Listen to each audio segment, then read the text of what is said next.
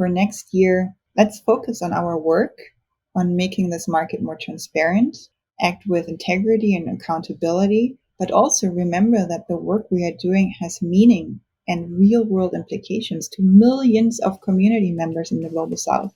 The things I'm seeing on the ground on site visits are so wonderful and inspiring, and we cannot forget the stories, the lives changed for better, the clean water provided, and I could go on and on.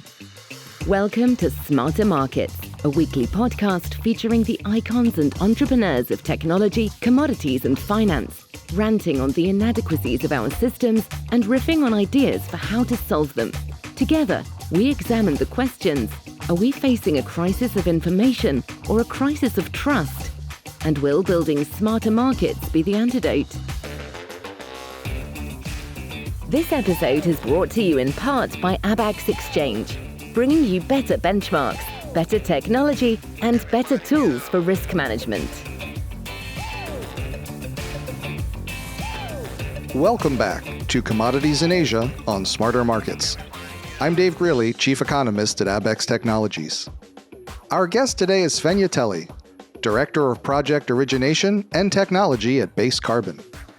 We'll be discussing her recent experiences visiting an agroforestry project in India and COP28 in Dubai, and the contributions of local communities, carbon markets, and global policymakers to making meaningful progress towards a more sustainable world. Hello, Svenja. Welcome back to Smarter Markets. Thank you, Dave. Thank you for joining us today to wrap up our series on commodities in Asia. You're just back from extensive travels in Asia, including India and Dubai. And while I want to talk to you about your experience at COP28, I'd like to start by discussing your recent trip to India. Well, before we get into the discussion, I just wanted to say that it's truly an honor to be back on Smarter Markets and to continue our insightful conversation on carbon and delve a little bit deeper into the latest developments in global climate policy since our last discussion. So in this sense, thank you, Dave, for extending the invitation once again. And I'm thrilled to share more insights, and let's make this episode right before Christmas another enriching and enjoyable experience for everyone tuning in. Well, thank you very much, and let's do that for our audience. As I was saying, you're in India, you're in Uttar Pradesh, visiting an agroforestry project in which Base Carbon has invested. Could you start us off today by telling us about that project? Absolutely.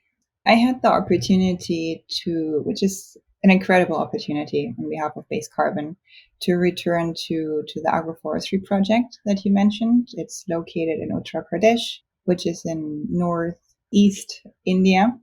And Base Carbon has made a significant investment in the project. All of that was published earlier this year. It was around a tranched investment of $40 million. It's all public.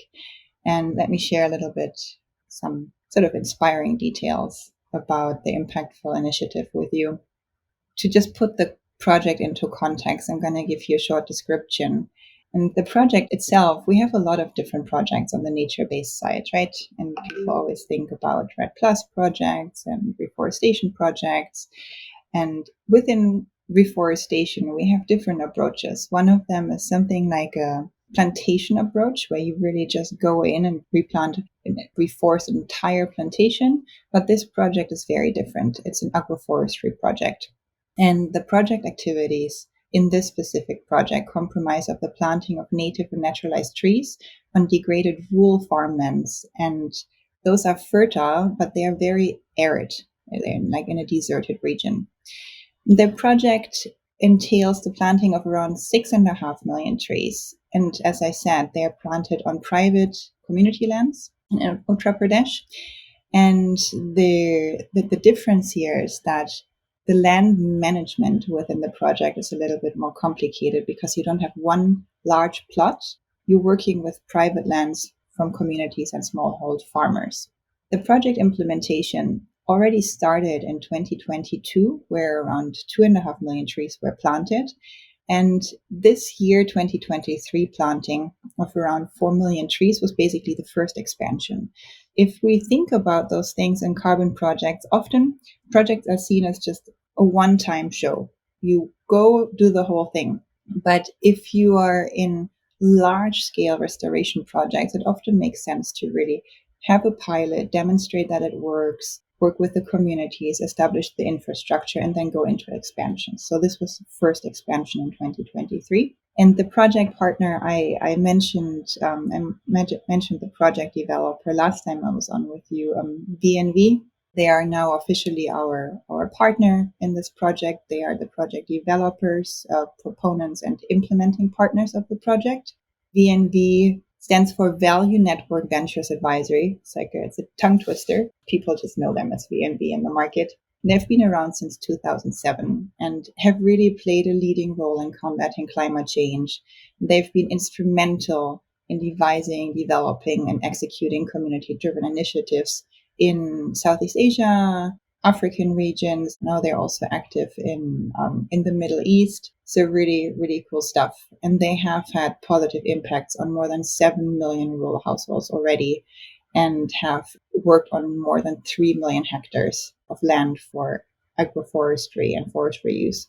And I think we can probably link them under the podcast just as a link so people can look for themselves. And as you mentioned, I was just out in the fields. I'm also happy to include some footage and just some pictures from the project. And you'll see a lot of smiles and flowers and food, and the base carbon team stomping through the fields. Why I have to say I made a terrible shoe choice. And I definitely didn't read the briefing note here.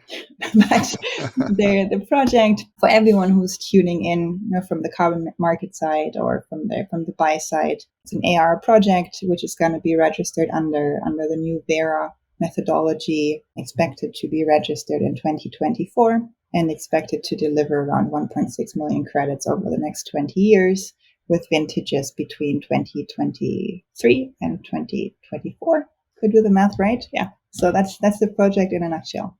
That's great. And I'm curious, about why you decided to visit. Often we hear people talking so much about remote sensing and satellites and technology. What did you learn by visiting the project personally and getting your boots or your poor shoe choice on the ground?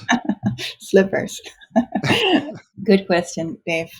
It's a question I get a lot, and I'm going to get to the remote sensing part after, just talking more about my big picture approach, why I think it's really important to get into projects.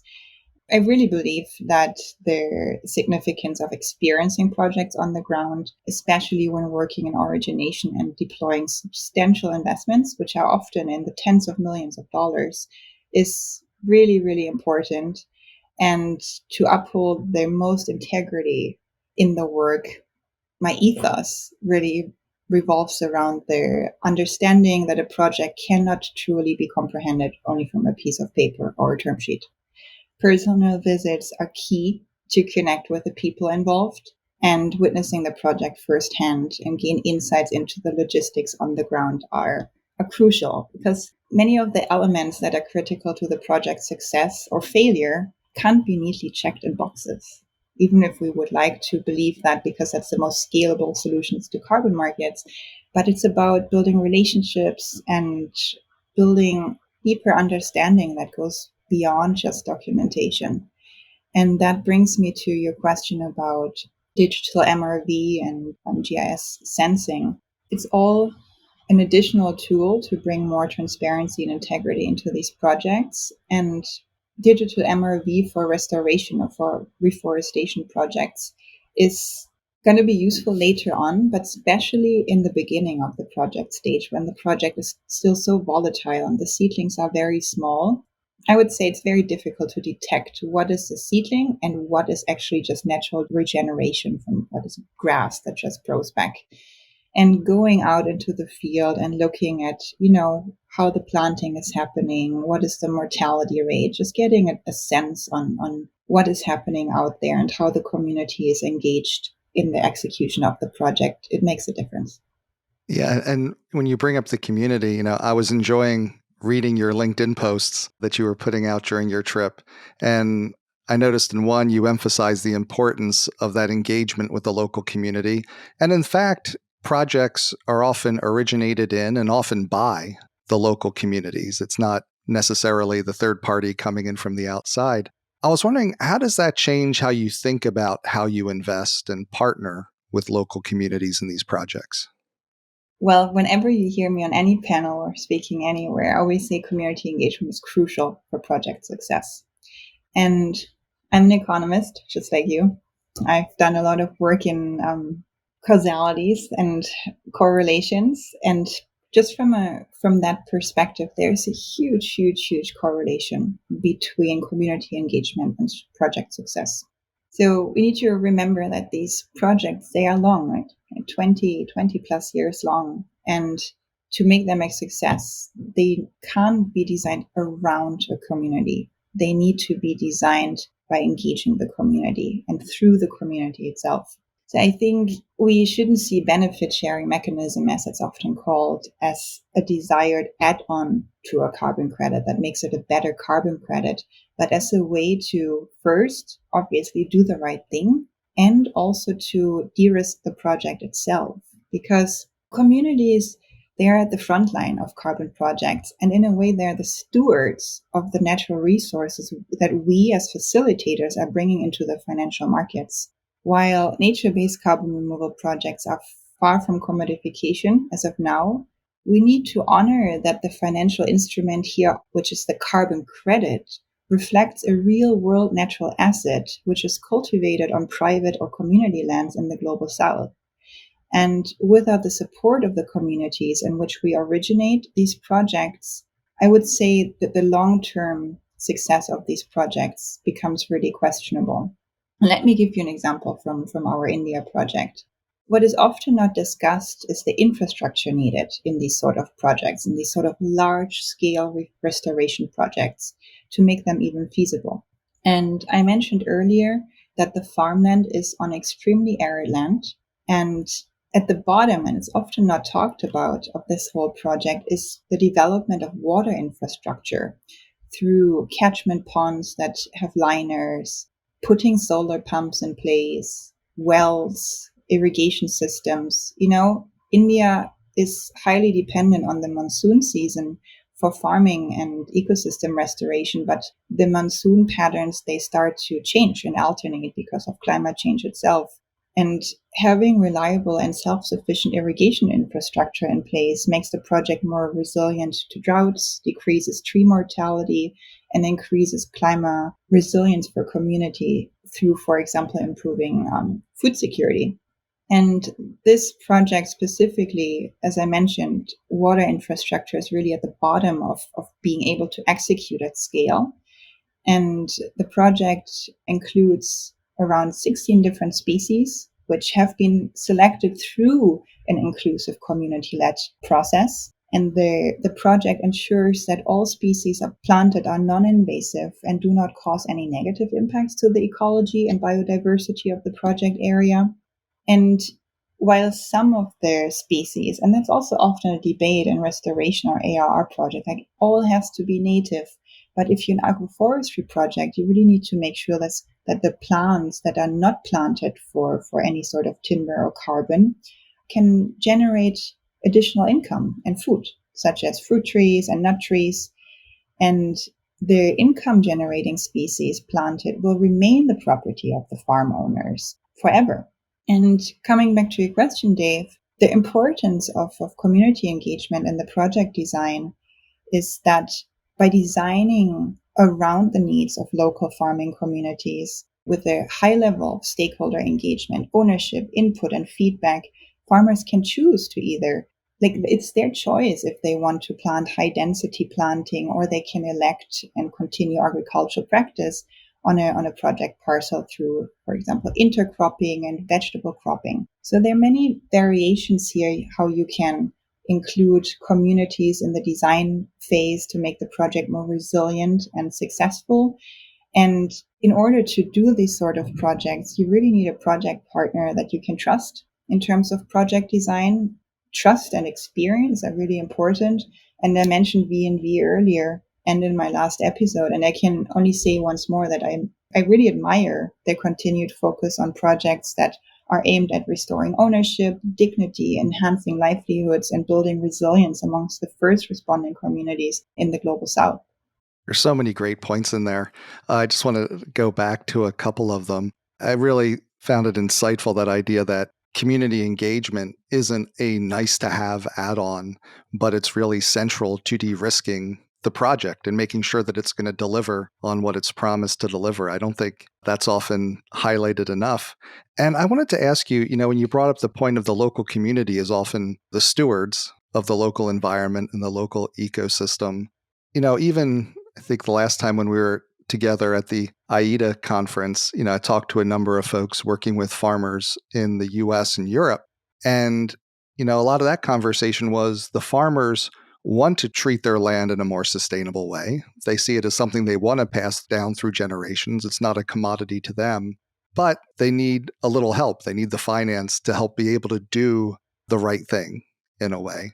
And I'm wondering, is that the same in some of these local communities? Do they want to engage in, these more sustainable methods, but they need the finance to be able to afford to do that?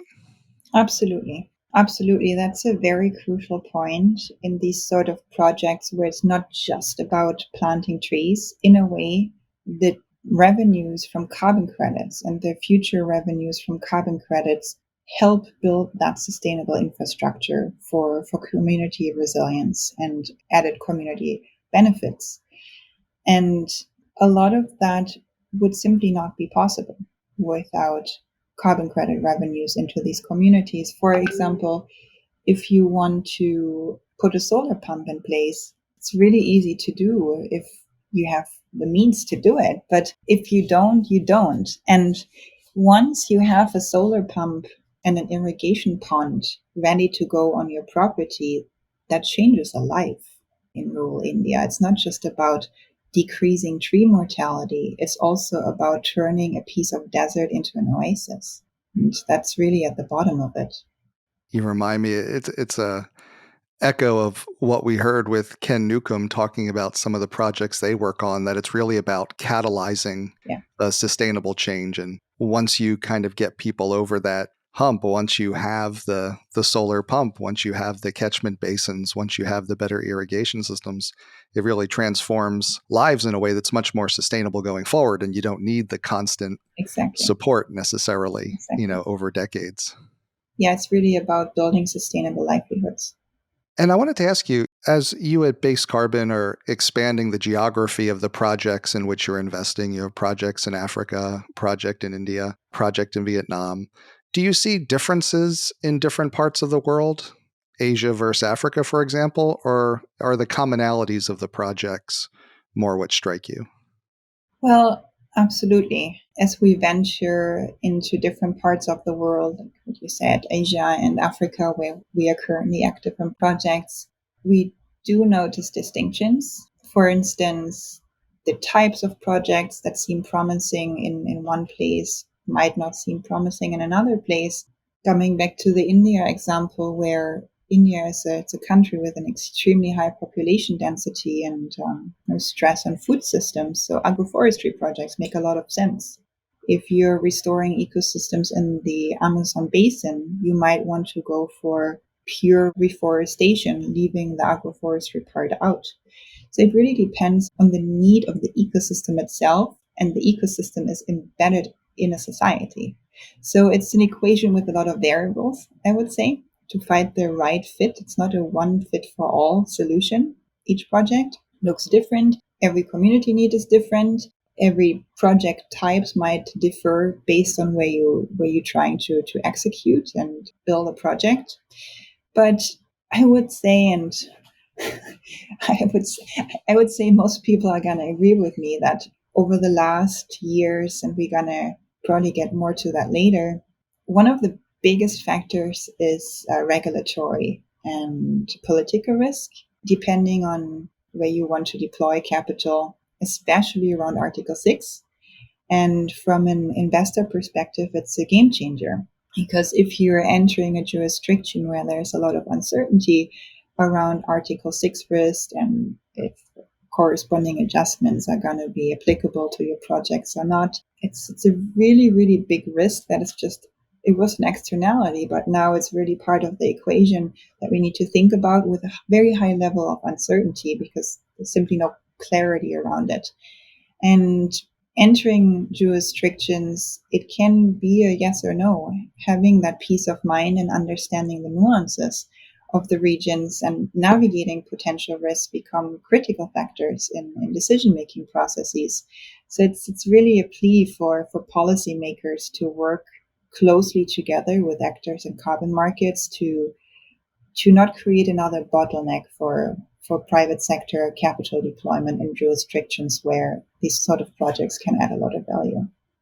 Well, that gives us a good segue to start talking a little bit about COP28 and your visit there. You went from India to Dubai for COP28, and a trip that took you from the level of the local community in rural India to the level of international negotiations and policy conversations. What was that transition like? And did it give you any thoughts on how those two levels connect or don't connect? Yeah, I can start with a joke.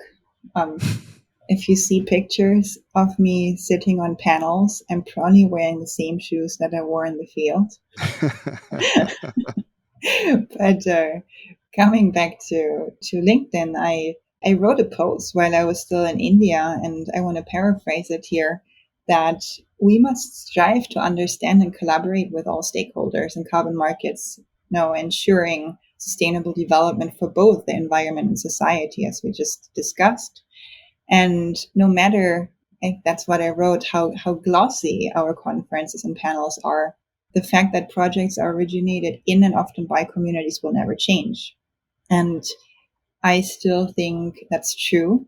And coming to your question, the transition coming from the field to the conference venue, it can be pretty rough, and it makes it sort of seem as if originational works exists in two completely different worlds. And maybe this answer is a little bit more philosophical, but we are all humans working in this. And one day you're learning about traditional ways to find water in deserted areas through indigenous knowledge. And then the next day you're talking about the same exact project on a panel under neon light. And I reflect a lot on my work. I've been doing this for 15 years almost. And I think carbon markets, and especially origination, you're working in an industry in which authentic origination requires us to hold the full range of opposites in our minds while we relate to both worlds at the same time. And remembering that and acting from that awareness creates successful projects, in my opinion, because it's about existing in both worlds at once. And I would love to see more initiatives to have community representation on key panels and events, for example, at COP, especially during CSR sessions or corporate ESG events where chief sustainability officers are present. And it's about closing the gap between carbon markets and ESG. And in my opinion, it's at the point where we see community participation, but it's often still happening on the fringes of these large climate conferences. And the corporate side and even the finance sector, I think it's our responsibility to educate ourselves and close the gap, coming back to co-benefits, so-called co-benefits, how well done and well executed carbon projects have the same outcomes and results as ESG focused strategies from corporates. It's a Venn diagram. There's a lot of overlap, and that's something I really wish would enter more the global stage when carbon projects are discussed, not just in the context of markets, but also in the context of ESG and sustainable development. Yeah, it'd be nice for the people who are most impacted to have a seat at the table. Exactly. Yes. Speaking of, some of the panels, maybe shifting gears a little bit, I'm curious about what your experience at COP28 was like. What were some of the conversations that you were engaged in, some of the panels? What were some of the important things being discussed? I would say, well, first of all, COP28 was an interesting COP, right? Geopolitically, historically, what is going on in the world right now. It was a field full of tension, I would say. And the conversations I've been engaged with or around were around carbon removal technologies. We talked about that in our last podcast. How does the future of tech-based carbon removals look like?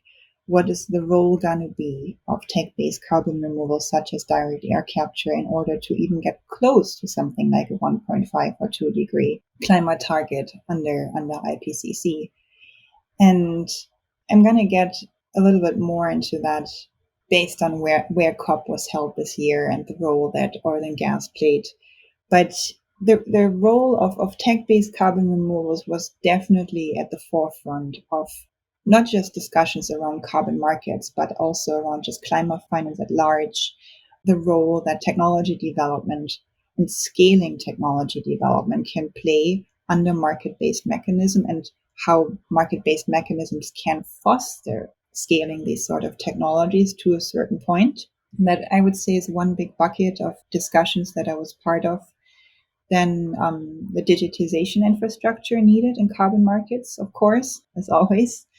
We've seen some initiatives over the last couple of years around, DLT, blockchain, and building meta registries for carbon markets such as Climate Action Data Trust. And now we are really entering a new era, and I'm going to get back to that. It's a buzzword of the COP, it's Article 6, because countries will also need national registries in order to tie into Article 6. So that's a whole different story on the side of digitizing carbon market infrastructure. And what else? Well, some of the big headlines coming out of COP were including the language of transitioning away from fossil fuels. And I'm coming back now for where the COP was hosted. UAE, Dubai, huge oil exporter. And there was definitely some controversy around it, but we can dive into that if you want to get there. Sure. Because I know some of the big headlines coming out from COP28 were the language on transitioning away from fossil fuels, to the extent whether that was meaningful or simply language. And, I think there was also headlines about a greater collaboration among carbon offset standard setting organizations. I'm curious, when you look at the things that came out of this COP, what was some of the most important progress coming out from your perspective? Well, so there are definitely pros and cons what came out of there. I'm going to talk about both a little bit in the context of the energy transition.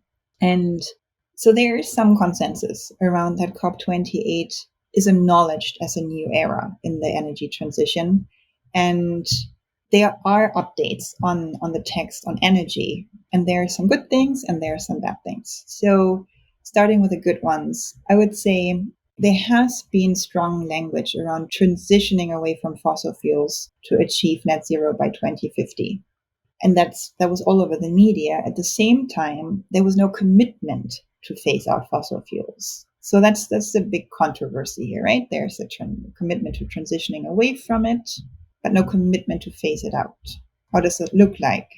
And there have been some commitments around tripling renewable energies as a key solution.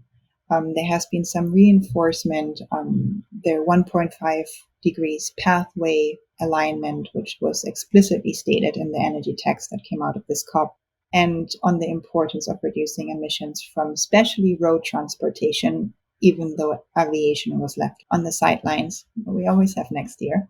And coming back to what I said earlier, that this COP definitely gave an interesting, I would say, twist to carbon capture technologies, while there has always been a lot of back and forth around what role can carbon capture, traditional carbon capture and direct air capture play in industrial decarbonization and carbon removal at large. And this COP, I would say, really focused more on the language in the energy text, focused more on that it might be an open door for diverting the attention away from the need to cut emissions and really be able to reduce emissions through capturing the carbon from legacy technologies. And there has been a lot of back and forth around the role of tank-based CDR and post-combustion capture. We've recently seen a large acquisition in the direct air capture space from Carbon Engineering was acquired by Occidental Petroleum. So the space gets a little bit blurry, and the fact that tech-based carbon removals, the role of them, are also not defined under Article 6.4, makes it more complicated. And I think it's really important to recall that outside of the context of oil and gas, technology-based carbon removals are needed to stay on the pathway of 1.5 and 2 degrees. There's no way around it. And even if they're applied right now in the oil and gas sector, we have to apply them for the pure purpose of removing carbon from the atmosphere. And one, I would say, bittersweet outcome from this COP is that there has been no commitment to end fossil fuel subsidies in its entirety, which is now, in the context of where the COP was hosted, I would say sort of a disappointing outcome, although there was a promise made that the record heights of fossil fuel subsidies was reached in 2023, which is this year. So maybe it only gets better from now on. And another area that I think some people found disappointing is Article 6, which you've brought up a few times, that people were hoping there would be more progress on making that operational. And I'm curious, as a provider of carbon finance, has this COP, including work on Article 6, made progress or not made progress, in your opinion, in the things that matter for increasing the flow of finance to carbon projects like the one you were visiting in India? Yeah, Dave, that's a sore spot. Well, we've had both good and bad outcomes in this context. On the high level, it was very disappointing, but not surprising. The takeaway, the big news, is that countries have rejected the latest guidance on operationalizing Article 6.2 and 6.4 of the Paris Agreement. That was decided. There was a glimpse of hope on December 11th after a draft text was released, but then on December 12th, which is the last day of COP, it was not accepted by their membership countries. So they're moving forward through the next year. Countries say they will continue piloting cross-border cooperation under Article 6.2 of the Paris Agreement, despite the failure by negotiators to agree on guidance for operationalizing that paragraph and its companion, which is Article 6.4. So we are sort of left to our own devices again for another year. And we see a lot of movement in the market and stakeholders really wanting to be proactive under both 6.2 and 6.4. There have been negotiations and discussions around something called a unilateral approach under Article 6.2, where there is a possibility to involve the private sector under Article 6.2 and not just 6.4.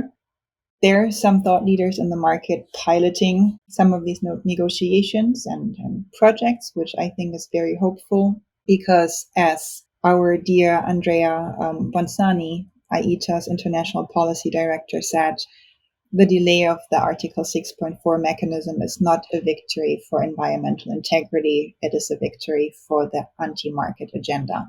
And it's tough words that I second. Absolutely. It was a disappointment. We really, really hoped for Article 6.4 to make more headway. But on the bright side, putting that aside, the high level discussions, on the bright side, I really saw a lot of uptake and interest on the national level, from leaders and environmental protection agencies and the ministries of environment in a number of countries in the global south, realizing the potential of the voluntary carbon market to attract private sector finance into their jurisdictions. And I've seen some promising initiatives from the global south where those ministries are planning to work more closely with market-based mechanisms and even consider the opportunity of blended finance for scaling projects through expansions, what I mentioned earlier, especially if the pilot phase was successful on the origination side. So I think there's sort of a gap right now. We see the Article 6 body doing their thing, and we're not going to have any outcome for another year. But then time is urgent, so we see more local and regional approaches how to kick things off. Sounds like life in the voluntary carbon markets in a way. Yes. need to move forward on your own to make progress. Yeah. And I want to stick with the theme of progress and optimism as we close out, because the holidays are approaching. And so it'd be nice to look forward to 2024 and see where we can, realistically make meaningful progress. Obviously, 2023 has been a challenging year in the voluntary carbon markets. Lots of hard work being done. When you look forward to 2024, are you hopeful that we'll make meaningful progress in the coming year? Well, it's almost Christmas. So I will just make a wish and say yes, please. What Andrea said, the quote I read in the last question, it really resonated with me. The VCM and Article 6.4 are currently over politicized. And I think next year it's about let's get back to basics and remember that while Article 6 negotiations have been going on since COP21 for 2,934 days, and have failed to agree to even the rules of making the rules for Article 6.4, and not going to change anything for another year. In the meantime, the VCM has delivered more than 1.4 billion tons of verified emission reductions and removals, protected more than 10 million hectares of threatened forests, provided clean, safe cooking to millions of vulnerable households, especially women, transferred billions of dollars from the global north to the global south, and established an end-to-end integrity framework backed by consistent approaches to verification from the major crediting bodies, including Vera and Gold Standard, and has been strongly endorsed by the UNFCCC, the World Bank, the COP presidency, and financial regulators, and dozens of developing nations. As I just said, that I saw a lot of regional uptake, how to bring private investment into these jurisdictions. And as a closing word, and just really coming out of this COP a little bit frustrated on the high level policy side, but also trying. My last LinkedIn post was all about hope. Like, if you do this for more than a decade, you need to really keep your hopes high in order to keep going. And for next year, let's focus on our work, on making this market more transparent, act with integrity and accountability, but also remember that the work we are doing has meaning and real world implications to millions of community members in the global south. And I think we need more education, as I mentioned earlier, from both corporate off-takers and investors. The understanding that not every project is the same. The things I'm seeing on the ground, on site visits, are so wonderful and inspiring. And we cannot forget the stories, the lives changed for better, the clean water provided, and I could go on and on. And just because some of the projects that were highlighted by the media earlier this year failed to deliver what they promised, it would be wrong to scrutinize this powerful tool we have to drive sustainable change. And I really don't believe that it's fair to the communities that benefit from these projects. And as a buyer, it's our responsibility to do our homework about the projects we buy from. And in the context of this difficult COP and this, as I mentioned earlier, very complex year, it's essential to remind the negotiators and leaders what they are negotiating about. And as a larger community working in climate change and in sustainable development, it's about lives and the future of our planet. It's about reminding people to care about people they will never meet. And that is at the bottom of the work we are doing. And I said on one panel at COP that working in carbon markets, we need to be less reactive and more responsive. We need to ground ourselves in the work we are doing and be really convinced by what we are doing, because as a player and a stakeholder in the market, you should be doing the right thing. And that is the message and the hope that I have for the next year, where I hope carbon markets are going to be a little bit stronger again. And that has to happen through educating corporates. That has to happen through work that's led by integrity, and by reframing carbon projects away from something that is simply a carbon credit to something that has meaningful impact on lives in the global south. And just to repeat what you said, we need to remember to care about people we will never meet. Couldn't be a better message for this time of year. Yes. Thanks so much for being with us, Svenja. Hope you enjoy the holiday and look forward to seeing you in the new year. Thank you, Dave. It's always a pleasure to be here, and happy holidays and a happy new year to the team and to everyone listening to the podcast. Thanks again to Svenja Telle, Director of Project Origination and Technology at Base Carbon. We hope you enjoyed the episode. This concludes our series on commodities in Asia. We'll be back next week with our holiday special. We hope you'll join us. This episode was brought to you in part by Abax Exchange. Market participants need the confidence and ability to secure funding for resource development, production, processing, refining, and transportation of commodities across the globe, with markets for LNG, battery metals, and emissions offsets at the core of the transition to sustainability. Abax Exchange is building solutions to manage risk in these rapidly changing global markets, facilitating futures and options contracts designed to offer market participants clear price signals and hedging capabilities in those markets essential to our sustainable energy transition.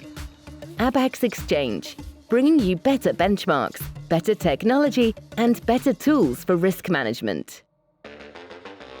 That concludes this week's episode of Smarter Markets by Abax. For episode transcripts and additional episode information, including research, editorial, and video content, please visit smartermarkets.media.